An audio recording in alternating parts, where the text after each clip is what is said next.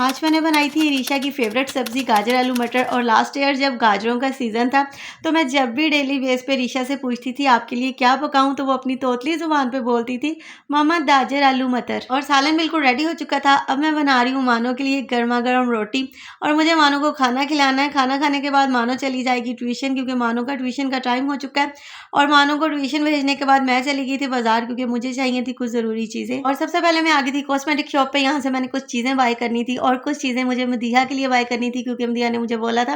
और आपको पता है कि ख़वातीन के साथ ये प्रॉब्लम होता है, जब भी वो कॉस्मेटिक शॉप पे जाएँ, अगर उन्होंने 2 से 3 चीज़ें बाय करनी होती हैं, बट वो 10 से 12 चीज़ें बाय करके निकलती हैं। और जब मैं शादी से पहले सैलून रन कर रही थी तो हर नई आने वाली चीज़ का हमें पता चल जाता था, बट अब जब कॉस्मेटिक शॉप पे जाते हैं तो पता चलता है मार्केट में कौन-कौन सी नई चीज़ें आ चुकी हैं। वैसे भी अब ज़्यादातर शॉपिंग ऑनलाइन हो जाती है, इसलिए काफ़ी महीनों के बाद ही कॉस्मेटिक शॉप का चक्कर लगता है। और नेक्स्ट व्लॉग में मैं आपको दिखाऊंगी कि मैंने क्या-क्या चीज़ें बाय की थी।